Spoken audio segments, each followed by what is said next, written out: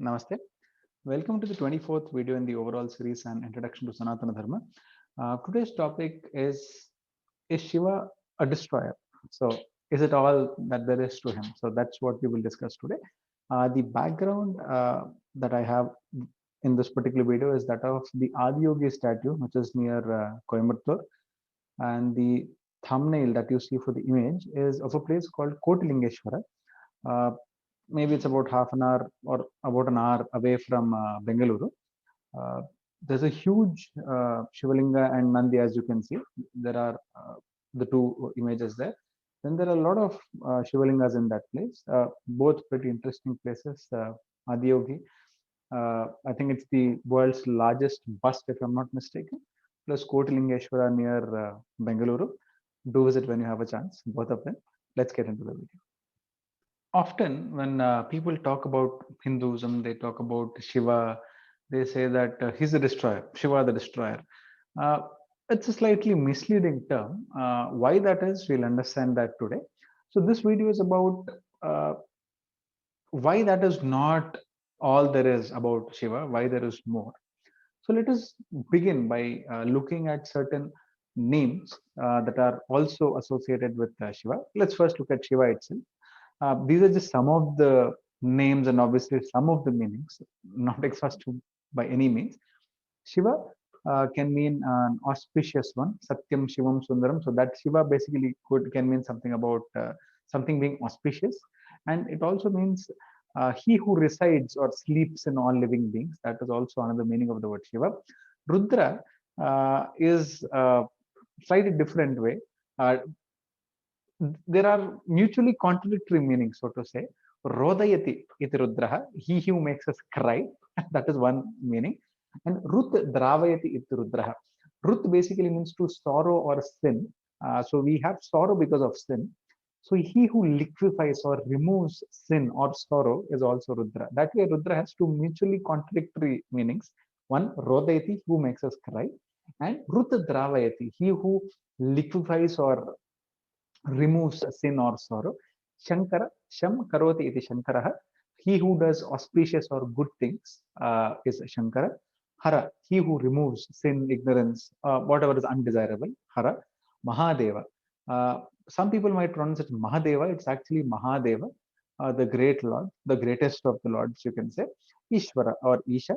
Uh, Again, the Lord. Mahadeva, Devadi Deva. These are all Deva Deva. These are all slight variations. Isha, Ishvara mean the Lord, the ultimate one. Mahadeva is the greatest of the gods, let's say. So these are all some names that are associated with Shiva. So obviously, from what you see here, he is not just a destroyer; he's much more. Uh, then, so the let's say technically more appropriate term for what Shiva does is actually laya rather than destruction, so to say. Now, the word laya itself, interestingly, can have two meanings. One is dissolution, where basically you, let's say, dissolve something into the other. So creation dissolves into Shiva, let's say. That is one form, that one meaning of laya.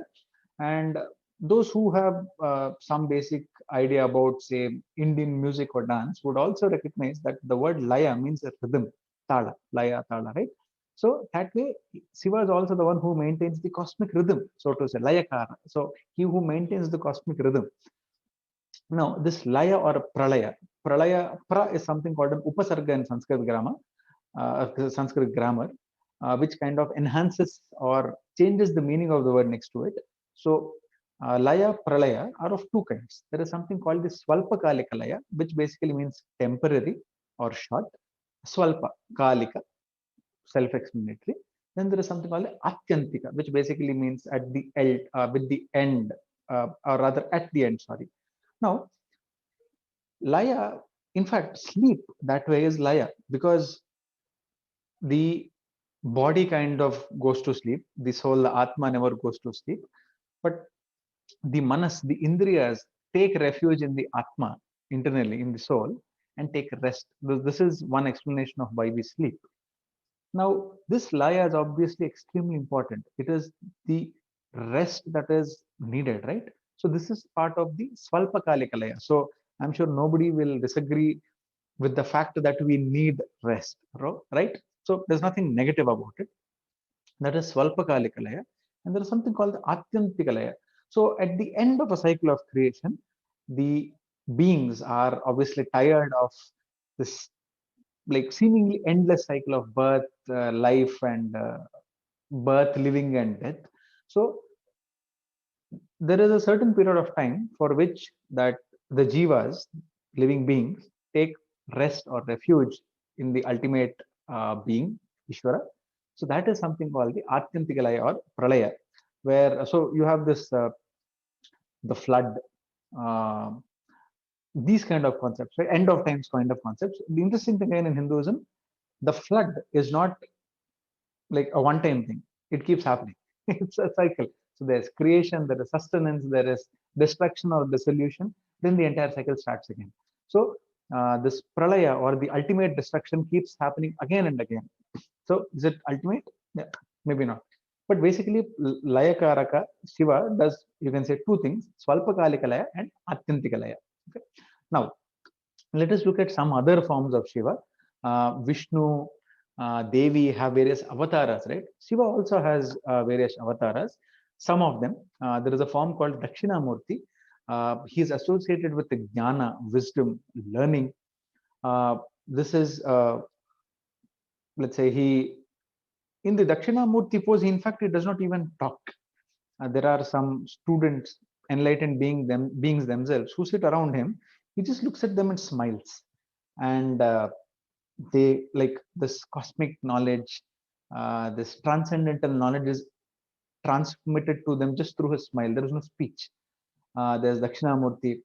So we dealt with a topic called Ardhanarishwara some time back, where half of the Murti is Shiva and half of the Murti is half of the form is Shiva and half of Shakti, right?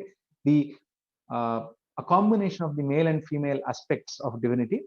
Similarly, even in Dakshinamurti, though it's not apparent when we look at the form, half is said to be Shiva and half is said to be Shakti, because on one side, Shiva has a kundala, which is a male earring, and on the other side, the left side, there is something called a tatanka. So that way, this Dakshinamurti form also shows the unity of the masculine and feminine aspects of divinity.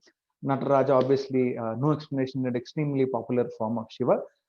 There's a wonderful story tale associated with that, with the Chidambara temple. Then Kala Bhairava and Bhairava, Kala Bhairava, Panchamukha Shiva. These are various forms of Shiva. The Panchamukha Shiva, in fact, is like an ultimate Parabrahma kind of concept. Sadyojata, Vamadeva, Aghora, Tatpurusha, Ishana. These are 5 heads of that Murti, which face various directions. A small bit of trivia. Now, normally in Hinduism, the way it is described is typically, irrespective of what is shown in icons or murtis, normally, if the heads are like this, it is probably an asuric form like Ravana, right? Dashagriva, the 10-headed one, he had heads like this. Now, if it is a divine form, like a Devata aspect, the heads are not like this. They are maybe like this. So, Brahma, for example, right? 1, 2, 3, 4 heads. Even that way, Shanmukha. So they don't necessarily face the same direction. It probably is one of the aspects which shows the all-encompassing, all-knowing aspect of Ishvara or Parabrahma. So heads are typically not oriented in one direction only. If they are like that, probably it's an asuric form and not necessarily a divine form. Apart from this, there are various other, let's say, deities or aspects that are associated with Shiva. There is Veerabhadra. There is a temple town called Lepakshi in the Anantapur district, pretty close to Bengaluru. It actually in Andhra Pradesh. A beautiful temple dedicated to Veerabhadra. There is the Adikirata or the primordial hunter or the tribal deity in a way actually. This is a form that Shiva is said to have shown Brahma in a particular incident. Then Mahakala, an aspect of time. Mrutyunjaya, where the whole concept is about immortality, where in the form there are 2 hands of Shiva. He has 2 kalashas of Amrita, 2, let's say, pots of Amrita, where he's pouring them over himself. So he is that embodiment of immortality. He is the embodiment of bliss. So this is called the Mrityunjaya form. That way, there are multiple aspects, multiple forms, multiple qualities that are associated with Shiva. So ultimately, this is the last slide for today. What is he? Is he a destroyer or somebody who does dissolution? Definitely. Remember that Panchakritya, or the 5 things that Parabrahma Ishvara is supposed to do. Ishvara, not as in Shiva, but the ultimate being, not only as Shiva. So creation, sustenance, dissolution, bondage, and liberation. So Srishti, Sthiti, Laya, Tirodhana, Anugraha, right? So Laya, or dissolution or destruction, is one aspect. So Rudra as the Layakaraka is definitely one aspect of what Shiva does. But when we look at Shiva as the ultimate being, from the Shanmata school of thought, when we look at Shiva as the defining deity or the ultimate being, then he's also responsible for the Panchakrityas in totality. Now, let us look at this. All of you would have heard of this Panchakshari, right? The 5 letters that are associated with Shiva. That way, there are a lot of 5s in creation. So let's look at a couple of things. Panchamahabhutas. These are 5 things out of which entire creation is supposed to come forth. Prithivyapas, Tejo, Vayu, Rakasha, right? Prithvi, Earth, the elements, the 5 elements. Prithvi, Earth, Apas or water, Tejaha, fire, Agni, Prithivyapas, Tejo, Vayu, correct. Vayu is wind, Akasha is ether, let's say space. I like to talk about that element as space itself. So Panchamahabhutas, 5. Then there are Pancha Tanmatras, or let's say 5 qualities that are associated with these Panchamahabhutas. Shabda, Sparsha, Rasa, Rupa, Gandha. Shabda, sound; Sparsha, touch; Rasa, taste; Rupa, form; Gandha, smell. You can see these are also related obviously to the 5 senses. Then there are the pranas, the Pancha Pranas. Those who are who speak Telugu, they might have heard of a term called Aropranam. Aropranam basically refers that the 6th prana. It is not there, but it is like, my daughter is my Aropranam. So basically it is like, or Bahipranam, the life which is outside this body, right? So that way there are Pancha Pranas. Then there are secondary Pancha Pranas. So Prana, Apana, Vyana, Udana, Samana. These are Pancha Pranas or Pancha Vayus. Then there are also 5 Upapranas. I think they're called Naga, Kurma, Krikara, Dhananjaya, Devadatta. Naga, Kurma, Krikara, Dhananjaya, Devadatta. These are the Pancha Upapranas, and we have the Pancha main pranas: Prana, Apana, Vyana, Udana, Samana. Don't ask me what these do. There are a lot of yogi concepts which I'm not aware of as well. So again, so we have 5. So we have the Panchamahabhutas, we have the Pancha Tanmatras, we have the Pancha Pranas, we have the Pancha Upapranas, we have the Pancha Jnanendriyas, or the 5 senses, or the 5 organs, actually sense organs with which we interact with the world. There are in Hinduism we have something called the Pancha Jnanendriyas and the Pancha Karmendriyas. Jnanendriyas are the organs using which we interact with the world, or we get information from the world: eyes, nose, tongue, skin, ears. Then we have the Karmendriyas, the mouth, the hands, the legs, the sexual and the reproductive organs and the excretory organs. So Jnanendriya, through which we interact, through which we get outward inward knowledge, and the Karmendriyas, using which we do some function, right? The mouth, the hands, the legs, the reproductive organs, the excretory organs, with which we do something, karma, we do some action, and more. There are surely more concepts of 5s. So Shiva that way is the lord of all these 5. So whatever 5s you can think of, he is the overseer of all of these. All these 5 come from him only. So that is one of the hidden aspects because of which we have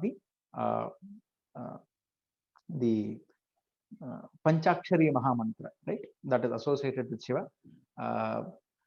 Something which can be Namaha Shivaya. In fact, the Omkara at the beginning is not counted. Namaha, Namaha Shivaya. So 5. In fact, I am not very sure if this is a practice all over in India, but in the south, in Andhra, when there is the Aksharabhyasam conducted, south, especially in the Telugu speaking lands, when there is Aksharabhyasam or the learning ceremony that is initiated for kids, these are what are taught. O Namaha Shivaya. This is what a kid is made to write in rice using typically a stick of turmeric. If you notice, it is not the same as the Panchakshari. The reason for that is the Panchakshari is a Maha Mantra. A kid is not supposed to recite the Maha Mantra. So they are recited slightly in a different way where that entire power is not transmitted to the child, right? You don't want to send, let's say, 15 ampere current into a 5 amp plug, like, stuff like that. So a kid is made to write O Na, not Om. It is O. O Na Maha Shiva Yaha. So it is not the exact Maha Mantra, which is the Panchakshari Maha Mantra. In fact, even for general chanting, instead of chanting Namah Shivaya, one of the things that we can do is Shivaya Namaha. There are no major restrictions for that because a Maha Mantra might need an initiation from a guru. Shivaya Namaha is a very simple thing. I salute you. Shiva is a very simple thing that we can probably chant with some basic cleanliness. Okay. So from this aspect, Shiva is a manifestation of the ultimate reality, the ultimate divinity, the ultimate being for a Brahma. Dissolution is definitely one aspect of what it is. And I want to end on this last thing. This irritates me a lot. A lot of people, I think, especially my generation, people even younger to me, let's say I'm a millennial, maybe I think I'm probably Gen X, probably, I don't know exactly. Then we have this Y and Z, right? People born in the 90s, the 2000s, in the so-called new millennium. There is this fad that Shiva does ganja, so I will also smoke up weed. Please remember one thing. So two things rather. One, we discussed something about the sattvic and the tamasic aspects of worship, right? So preferably stick to the sattvic aspects. Don't go into the tamasic aspects to the extent possible. That path is not exactly a very easy path to tread upon. And more importantly, okay, you might say that Shiva as a yogi or as an aghori might take marijuana, God knows what else. Please also remember that the same Shiva during the Kshetrasagara Mathana also took poison, halahala, which is possibly the probably one of the most potent poisons in the world. So if you are so eager to smoke up like weed, taking the example of Shiva, just ask yourself if you are also ready to take the most potent of poisons, right? You don't need to go to some exotic place. Just go to a snake. Are you ready to be bitten by it? Are you willing to swallow poison? So these fads are actually pretty weird when you compare yourself with a god, right? First of all, it basically means you don't know what you're talking about. You have some mixed or extremely wrong notion of what you're talking about. And if you start doing that, please be prepared to do other things also that particular deity would have done as part of a Leela, right? Leela is an act which has multiple levels of meanings. Now, if you try to imitate a Leela of a deity, please also be prepared to imitate other Leelas, right? That so just remember this. Just don't be taken up with fads. Don't think that smoking weed is fashionable just because Shiva said to have done it. Remember that he also took hala hala. At the same time, he's also Mahamrityunjaya. He's the Lord of Immortality. He's the one who kicked Yama on his chest and in fact killed Yama. So that way he's also a Mrityunjaya. He's Mrityunjaya or Mahamrityunjaya. There is also the Mahamrityunjaya Rupa, which I told you a little while back. Right? I think he has it's a I think a 6-armed or an 8-armed form. I apologize for the confusion, but it's 6 or 8-armed Murti. At least he has 2 kalashas of Amrita, which are actually pouring Amrita on himself. So these are all various aspects of Shiva. So next time somebody says Shiva the destroyer, just be aware that that is not all there is to him, and there is much more. And dissolution or destruction is just one aspect of what he does. Please take care. Thank you for watching this video. Namaste.